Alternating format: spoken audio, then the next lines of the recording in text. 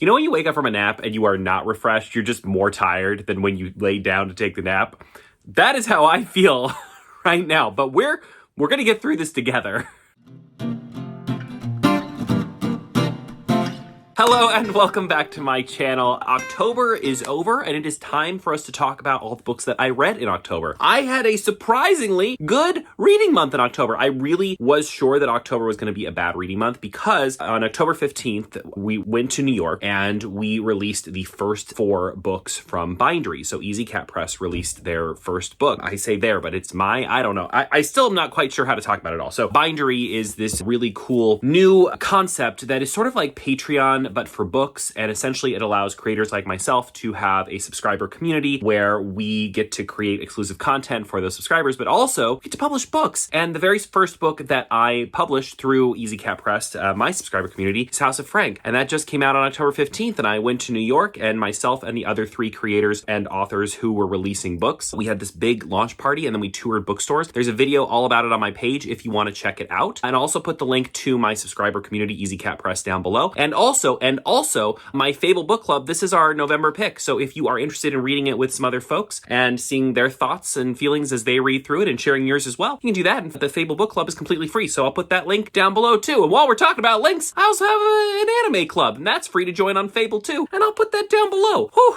Just said a lot of words all at once. Anyway, telling you about links and places aside, I really thought that October was going to be a bad reading month for me because, as it turns out, you might not know this, but releasing a book is a lot of work. And there was a lot happening, and like between the traveling part of it, and not only did I go to New York for the release of House of Frank, which was absolutely incredible, and thank you to everyone who was there and who has supported and read House of Frank so far. And not only was there that part of the travel, but then I stayed in New York and went to New York Comic Con that entire weekend. So that was like a whole week of October where I really wasn't reading anything because I was just too busy. And you know, you always take books with you and you're like, I'll read at night when I get home and by the time you get home at night, like the only thing you want to do is like lay down and sleep, right? So I don't think I read a single book all week that week. I read on the plane there and on the plane back, and that was it. And I just assumed it would be a bad reading month, but I actually read quite a bit in October, and I'm excited to tell you all about it. So I think we're just going to jump in. And of course, before we do that, just make sure that if you enjoy my content, please make sure to like and subscribe. I enjoy seeing you here, and I'd like to see you back more often. So those are good ways to support me for free, and also make sure that you come back when there's a new video. That's enough about all that. Let's talk about some books. Speaking of Bindery, the first thing that I did in the month of October was read the other 3 books that were releasing, which are all right here. Now these, I want to make a note, these and the House of Frank I was holding before are the special editions of the book. So they have like the sprayed edges, they are hardcover, and Bindery actually just today, I was not planning to make this part of the video, but I found out that we are now having a 20% off sale on these. There's a code, I believe, so I'll link that down below.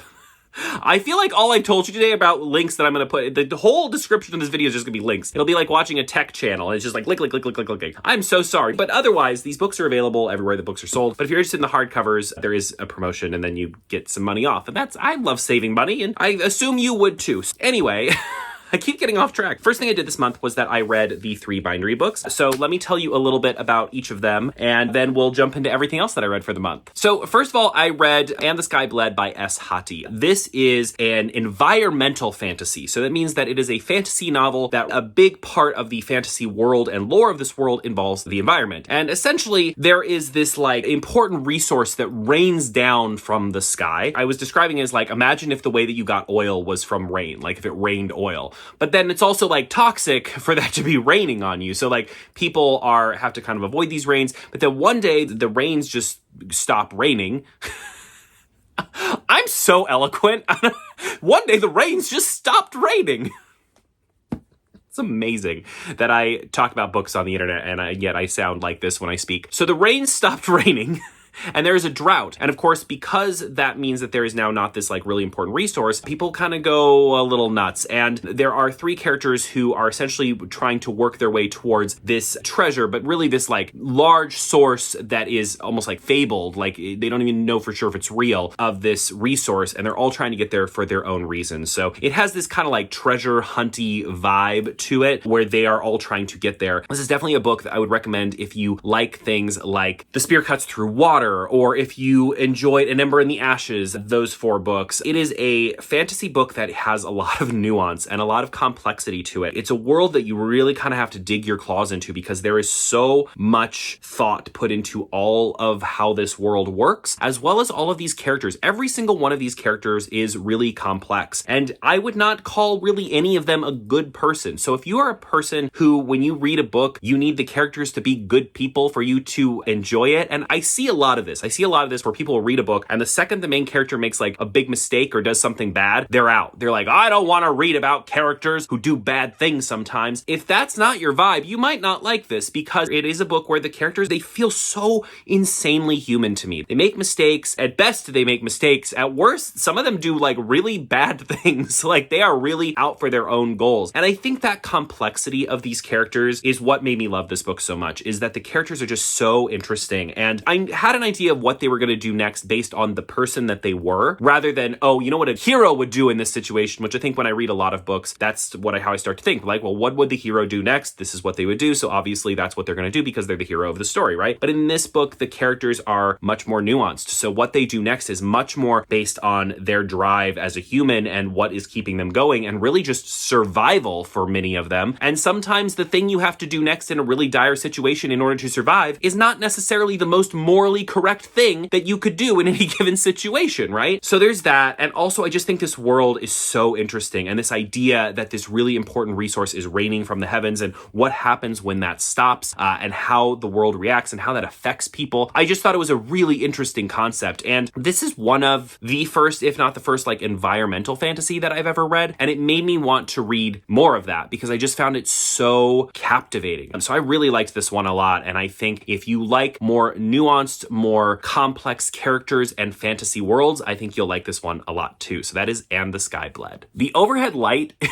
in my room is flickering on and off. So if you are noticing that strobe effect, that we are actually not filming this in a club. That is just the light in my room. I apologize. Next up, we have Infernos Air. This is by Tiffany Wang. This is young adult fantasy book, and my little chuckle is because I want to call this like Book Talk's new favorite. This book to me has all the trappings of being like the next big hit on Book Talk. Like this is the kind of book that I feel like the masses on Book Talk go really crazy for. We have a main character who is like, she is going to do whatever she has to survive. She is dealing with a brother who is just like a maniac who is like on the throne, and she kind of sees this chance to get free, and her whole family has powers that they can like summon and use fire, but she can also summon and use water. So water or ice? I think it's water. I read these 3 books back to back, so some things are getting a little twisty-turny in my head, so I apologize. So in this world, only the monarchy, like people in the royal family, are able to use these powers, and there's rumblings of someone who's just like a regular nobody who can use these fire powers. So she's like, I need to go investigate that. And the king basically is like, whoever goes and catches this person, I will grant them a wish. And she's like, oh, well, I'll go do that. And then my brother will let me leave the palace, and then I can go be on my way. She totally forgets that her brother's like a terrible human being. So of course that's probably not going to happen, but oh well. So she goes and she like infiltrates these rebels. And then, but as she's like infiltrating them, she starts saying, oh, they might have some points. My brother, the king, might be actually the worst. Huh, what about that?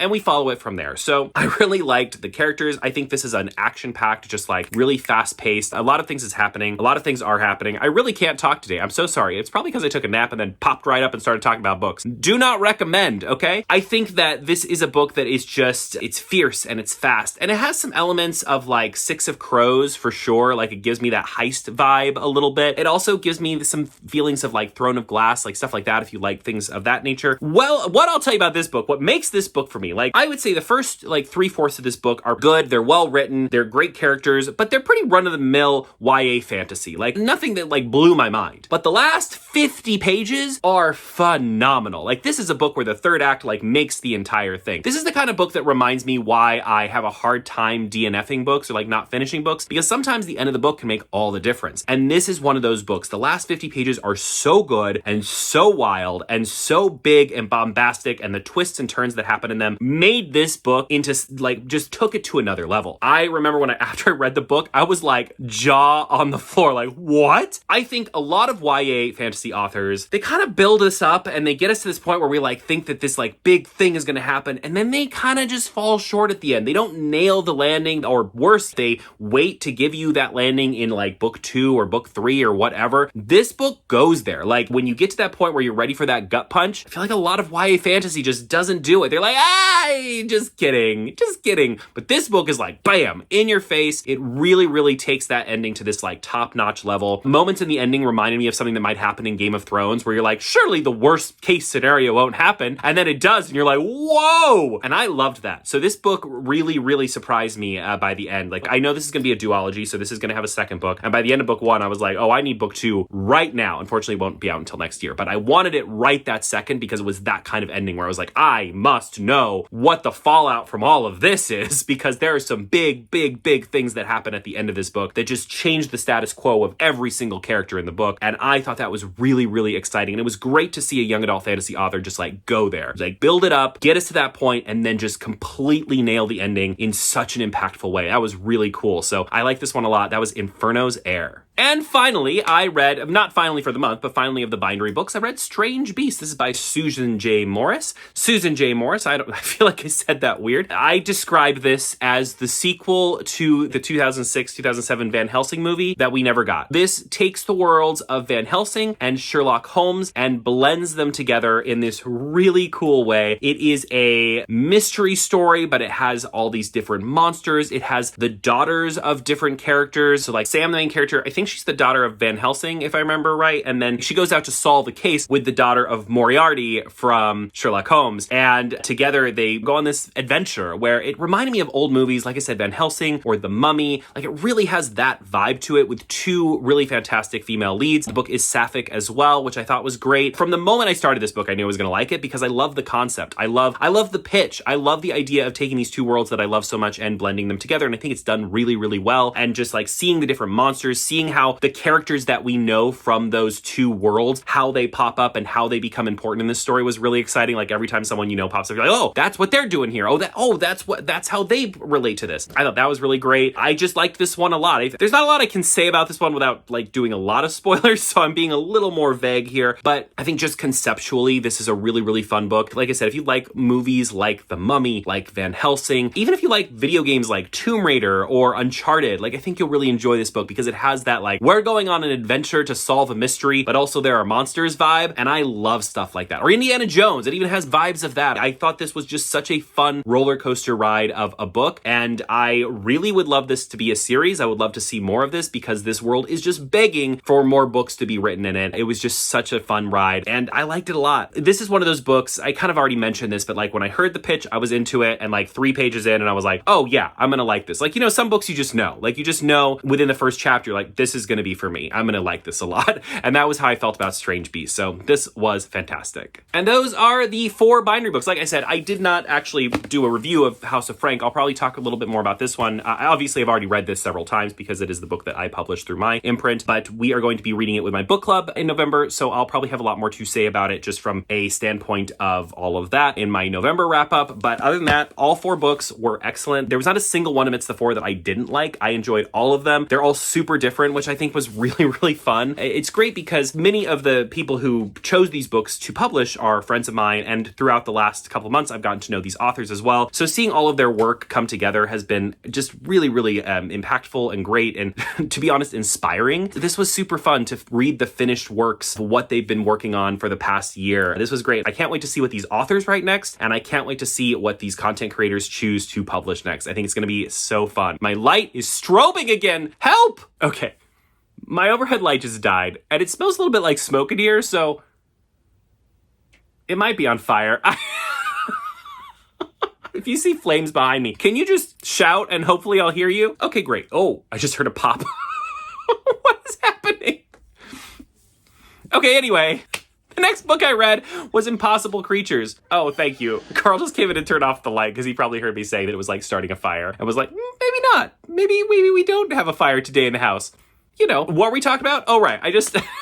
I read Impossible Creatures by Katherine Randell. Now, this is a middle grade story, and we follow a young man who is kind of living in a normal world, and he's kind of not that happy, and he finds out that there is this secret world called the Archipelago, where basically all of the magic of the world, all the magical creatures and peoples of the past were sent, and that is where they are staying out of the eyes of regular people in the world. And he ends up saving a baby griffin, and by doing that, he ends up kind of getting like pulled into this world and then finding his place and why he is important here, but also how the people that he meets are important here, and goes on this wild adventure. This book reminds me a lot of The Golden Compass. It also has some elements of Percy Jackson in there, and it also has some elements of Narnia too. It kind of takes all three of those and creates something which I think is really, really, really special. This is easily my favorite middle grade book that I've read this year, and when I go to make my wrap up for the year, this might be in the top 5 of the year for me. It was really, really good. I often talk about middle grade books. You know, I think middle grade books for me fall into 2 categories. I think there are middle grade books that I'll read and I'll be like, this is really great for middle graders. And that's fine. That's who it's for. But then there are middle grade books that I read that I'm like, this is great for everybody. Like, this is a middle grade book that everybody could enjoy. I think very much like Golden Compass is like a great example of that. Like, the Golden Compass is very much a trilogy that I don't care what age you are, you can read that series and enjoy it to its fullest. It's not so aimed at middle graders. There are some books that are so aimed at middle graders that reading them as an adult, you're just like, I'm reading a kid's book.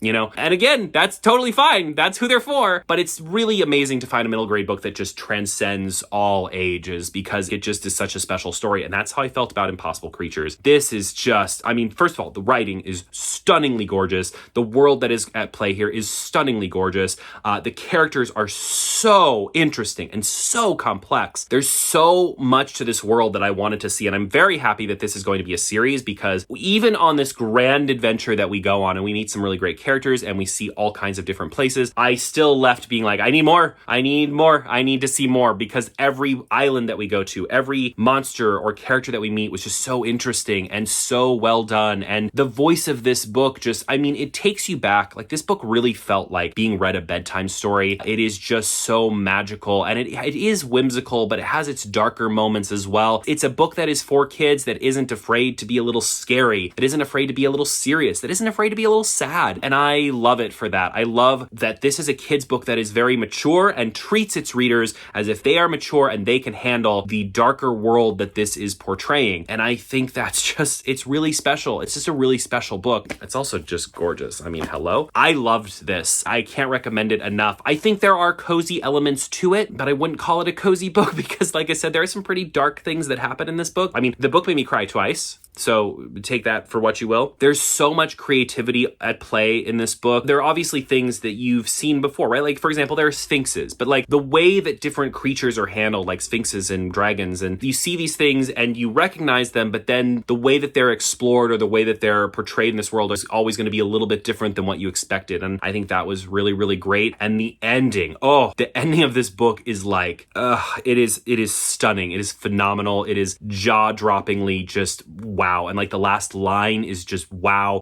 Every aspect of this book, I just loved it. I didn't want to put it down. I fully, truly, and completely enjoyed this one. And I would probably say, hold on, let me take a look.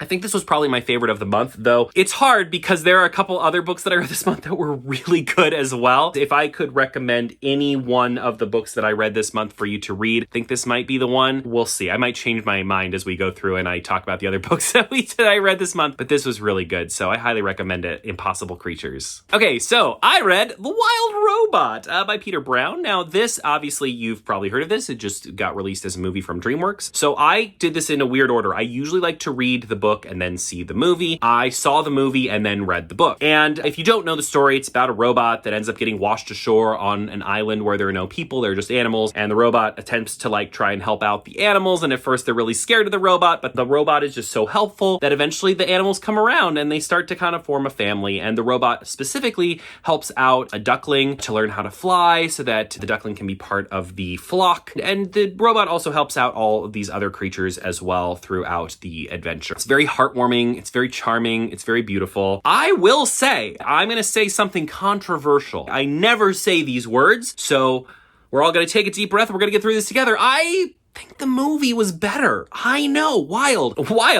I mean, the book is excellent. I'm not saying the book is bad by any stretch of the imagination. There's definitely some books that I've read where I truly thought the book was terrible and then the movie or TV show was really great. Haunting on Hill House comes to mind. I hated that book and I thought the TV show was phenomenal. I think the book is good. The book is like solid and the movie is excellent. The movie packs more of an emotional punch. I think it tells a more impactful story. I think it's funnier. It really takes this text and elevates it, which I wish more movies did. Honestly, I think it would be great if we often saw movies that elevated their text to a new level of wow. But most movies don't.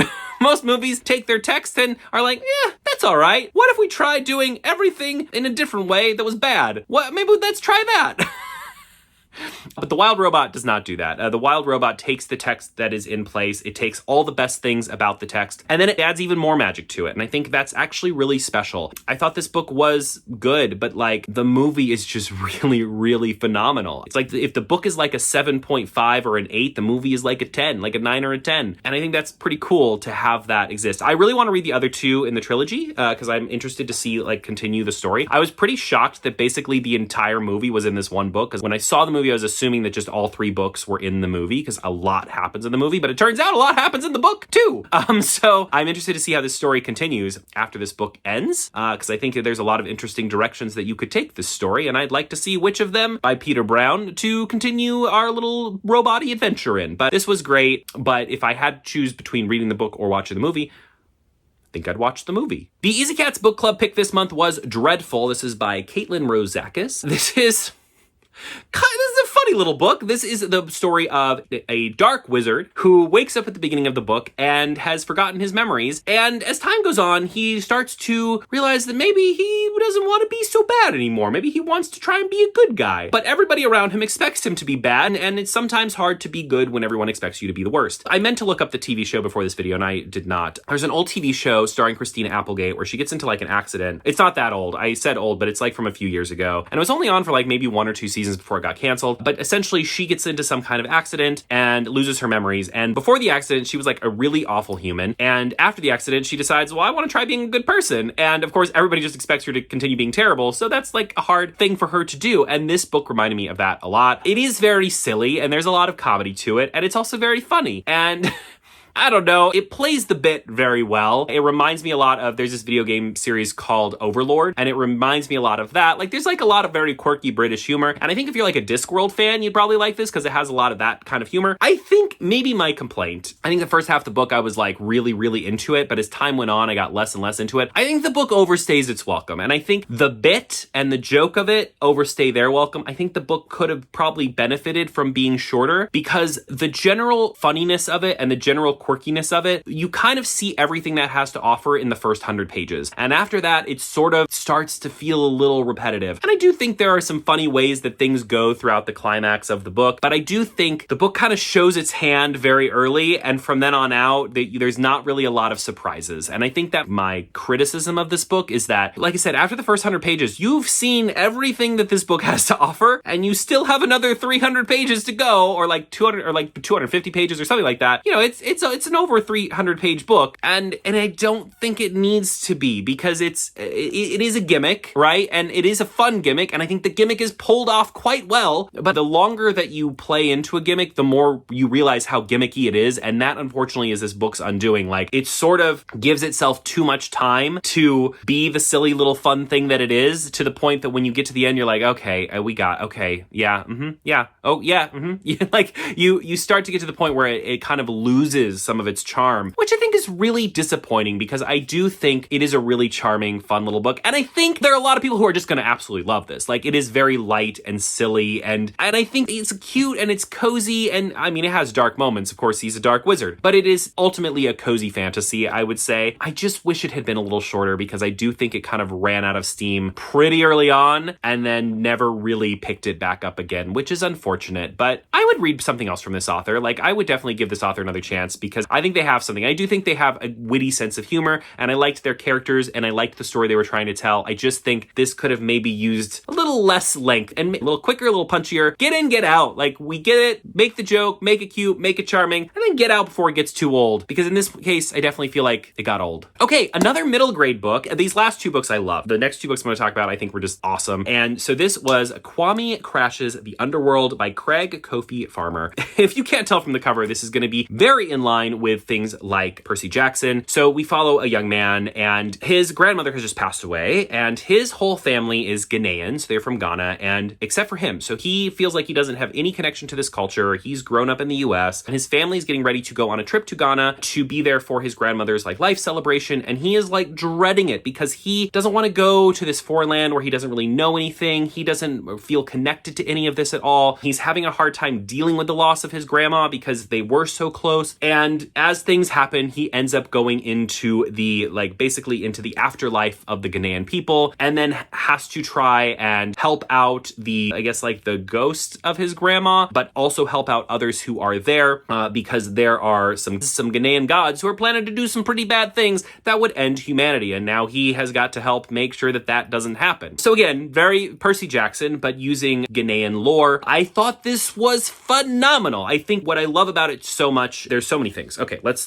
see if I can go down the list. So first of all, Percy Jackson is great, but there are so many books out there about Greek gods and Greek lore and Greek mythology, and I think this is the first time I've ever read a book about Ghanaian lore and Ghanaian mythology, excuse me, and I thought it was so interesting and so cool. And when I finished this book, I immediately went and looked up a bunch of the different gods and a bunch of the different myths and creatures because I was so curious to know how they had been translated into this story. So that was really fun. The main character, Kwame, his best friend, goes with him into this afterlife, and she is part of the deaf community, and so they use a lot of sign language to talk to each other. And the story also explores her and how she feels that she is seen by the world and by her friends and by new people who meet her, and about her really feeling confident and feeling proud of who she is and finding her sense of strength and power. And that I thought was really special part of this book too. Like, she ended up being my favorite character in the book. I think that's really cool. I mentioned this already a little bit, but it really discusses that kind of generational detachment from your culture. And there are moments where people like his elders and people in this like Ghanaian world, he's like, I'm not Ghanaian. And they're like, yes, you are. Like, just because you weren't born in Ghana, just because you don't feel like you celebrate all of these things or you are doing all of the cultural things, like, this is still your story. It's still your history. It's still your family. And this is still a part of you. And watching Kwame find that and understand that this was his culture, no matter how he chose to celebrate it, no matter how he chose to embrace it, was still a part of him, I thought was really powerful. And I think it's going to be really, really powerful for a lot of people. I think a lot of young kids who are Black, or more specifically who have the Ghanaian culture part of their family, are going to feel so seen by this book. It does a great job. And even if someone reads this who is not Ghanaian, I think so many people who feel a detachment from their culture because of where they grew up, I think they will get a lot out of this book because there's just so much there that I think is going to be super relatable to a lot of people, and especially to a lot of young people. And that was really, really cool. This book just never ceased to amaze. I remember I got like 30% way into the book and I was like, okay, I kind of see where this is going. All right. And I swear, like, every 30 to 50 pages, there would be a conversation or there would be something that just transcended this fun little middle grade adventure to be something just so much more meaningful and more impactful. There's just so much good representation in this book, and it's just really beautifully done. And amidst all of that, we still have a really fantastic and fun adventure. It never feels like one is being chosen over the other. It never feels like the impact and the cultural importance of what the story is trying to do. It never feels like that outweighs the just fun of this book. Like, this is just a fun-filled adventure. I thought this was so good. I highly recommend it. And I think this is going to be a series. I hope it's going to be a series because I would love to continue following these characters as they explore this world. I thought this was just fantastic. This kind of jumped the line in my TBR because honestly, I thought the cover was stunning. And I'm so glad it did because I loved this. So good. Highly recommend. And last but not least for this month, I want to talk about The Shadow Glass. This is by Josh Winning. Now, let me tell you the story of this little book. I found this while I was in New York. We were touring bookstores, having authors sign the bindery books that had released, kind of wandering around, and I saw this book on a table. It was the only one on the table, and I'd never heard of this book, but I love things like The Dark Crystal. I love things like Muppets. I love old 80s dark fantasy stuff. You know that feeling in like, I don't know, like The Never Ending Story when you see the book and it's almost like it's calling to you specifically. It's almost like you feel its like heartbeat. Everything else fades away and you just see that book. That was the feeling I had when I saw this book. I was like, what is that? And I picked it up and I looked through it and I was like, I read the back. I was like, I think I have to get this. And again, this skipped the line of my TBR because I was like, I just have to know. I have to know what this is. I've never heard of this. It sounds amazing. Basically, the way that the story works is we have our main character and his father has passed away. He did not have a great relationship with his father. And his father, I think his name was Bob, but his father is very much kind of like a Jim Henson type character, okay? So his father made a movie called The Shadow Glass, which used puppets, and it was an 80s dark fantasy story. So kind of like Never Ending Story or like The Dark Crystal. Movie did not do well, but it became like a cultural phenomenon. It was definitely like a cult classic. And there's like whole fandom for it. People are obsessed with it. But his son, who's the main character, he never really caught on to it that way. He never fell in love with the world. He felt like his father was always off talking about this world and always kind of off thinking about this world and never really being like a dad. And so he has like a lot of issues with his father. And now that his father has passed away and everybody is like, oh my gosh, it's so sad that he passed away because he came up with this amazing thing. The son is like, he wasn't that great, actually. I don't think this thing is that amazing. And I think my dad was kind of a jerk. So he goes to his dad's house and his plan is to sell Dune, who is the main puppet from the movie, because he's like, I just want to be rid of it. I want to get some money. I want to pay my debts. Like, I want to have nothing to do with my dad. All of a sudden, the puppets come to life and have basically come here from their world, and something bad is happening there in their world that is going to affect our world, and they need him to help them stop it. And he, of course, is like, I think I'm going crazy. And along the way, he ends up meeting like the producer that worked with his dad. He ends up meeting like other people who worked with his father. He kind of ends up working with a fanboy, like this guy who was like a fanboy of The Shadow Glass. This is such a fun book, especially if you like old like 80s dark fantasy stuff. This really kind of takes that and is like, what if it was real and it came to life and all of that? But it also, I think it has like it has more heart to it too, because it's dealing with like a young man who had a really sordid relationship with his dad and is now kind of having to figure all of that out while exploring all of these he thought that his dad was dealing with that were make-believe that are actually maybe real. And it just was really fun. Aspects of this book reminded me of why I loved Ready Player One when I first read it. I think it takes nostalgia and kind of does some really, really fun things with it. It's just a fun ride. The book isn't like brilliant by any stretch of the imagination. Like there are definitely times where it's a little like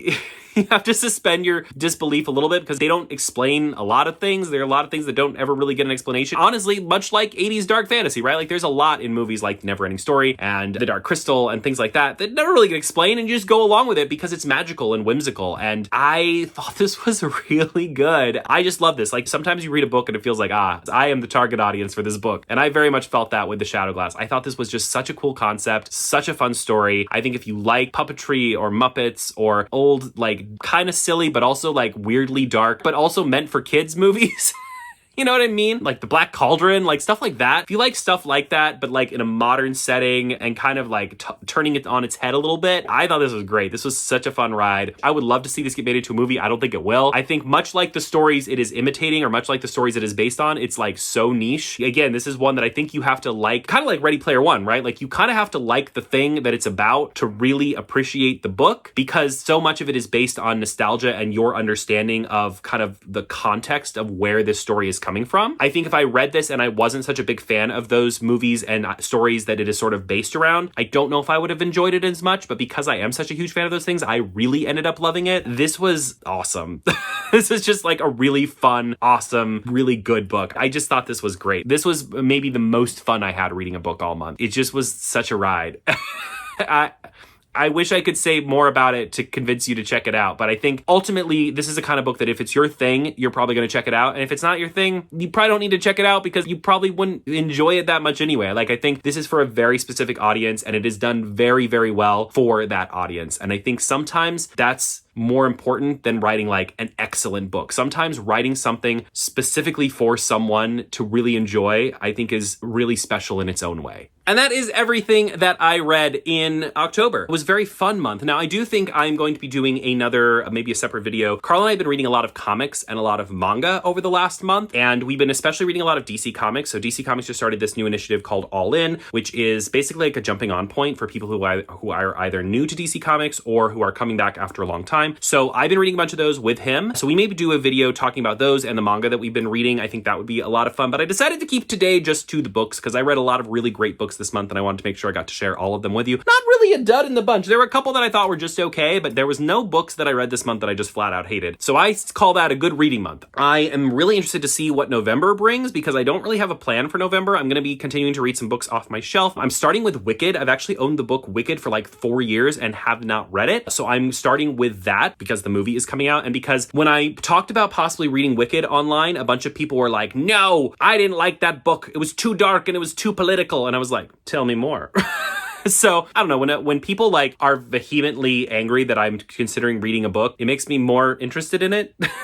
In a weird way. So I started reading it. So far, I really like it. So I'm excited to see kind of my thoughts once I finish it. And then we'll see where the month takes me. I think I'll be reading some books, like I said, off my bookshelf. I have maybe some new release type things I might read, but we'll see where the month goes, right? November and December always are very busy. I am doing some traveling. I'm going to Y'all Fest in November. So if you're there, I'd love to see you. Make sure to say hi. That is in Charleston, South Carolina. So I'll be there the second week of November, but otherwise, we're just gonna roll with the punches and see what November brings.